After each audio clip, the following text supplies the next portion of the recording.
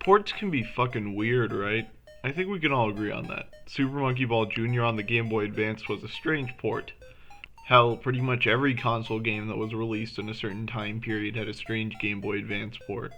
But consoles were light years ahead of handhelds in the GBA era, which is why the games ended up way different than the original games. Naturally, when porting a 3D game to a console with hardware that can't or can barely render 3D graphics, you're going to have to make some intense adjustments. Enter the subject of today's video, Resident Evil Gaiden, Capcom's attempt at a portable Resident Evil game.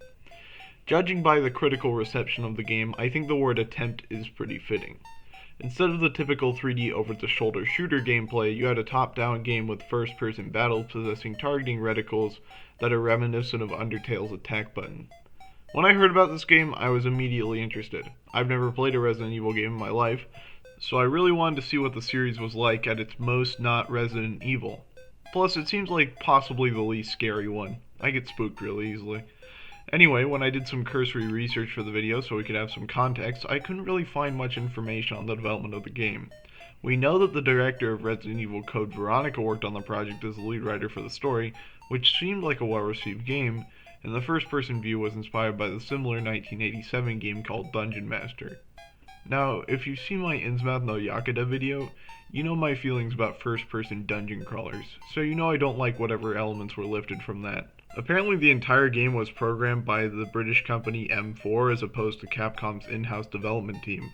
Probably the first sign they knew this was going to be a failure, that being that they weren't even going to bother developing it in-house. But enough talk about that, let's actually play the game. And, it sure is a game. So apparently there's been some kind of zombie outbreak, I know that's a surprise, and our hero, Barry, has been sent in to go find Leon S. Kennedy, the much more famous main character of a Resident Evil game. Barry? Really? I guess I don't have much room to judge in the names department. So you start on our cruise ship looking for this guy after the mission briefing. The first thing you notice about this game is the walking speed.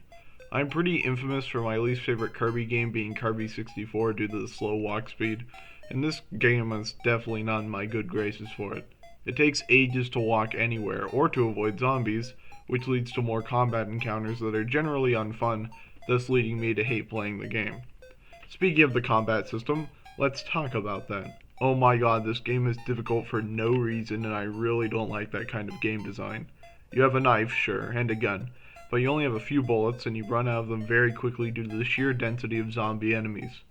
I think you're supposed to switch to a knife as soon as the zombies get close to you, but going into the inventory and switching is such a hassle, because the zombies can still attack you while you're switching weapons. You don't have any healing options in the game, and it's overall just a very unfun game to play through. The combat itself is boring, but I could ignore it if it weren't for the ridiculous amount of zombies on the ship, leading you to running out of resources very quickly. I eventually got soft-locked while playing the game because of how many zombies there were. That's how bad it gets. I mean, I don't really know what else to say about the game if I got soft-locked during it. The sprite art is pretty good when you're in battles and cutscenes, but the overworld is pretty hit or miss. The interior decorations of the cruise ship look great, but the outside and the character sprites could definitely use a facelift. Granted, they're using a goddamn Game Boy Color for graphics, so I'm not sure that much could be done there. Resident Evil Gaiden is certainly a game. It proves to me that developers don't really know what to do when shifting to 2D from a series that started in 3D, but hey, at least it kinda worked. It was certainly an attempt at bringing Resident Evil to the second dimension, and that's what I respect about it. I have a lot of respect for avant-garde and original takes on series that haven't changed much. I don't respect anything else about it, but hey, that's just how it goes sometimes. This has been Arcadian Everlasting, one Resident Evil game down, signing off. Thank you for watching.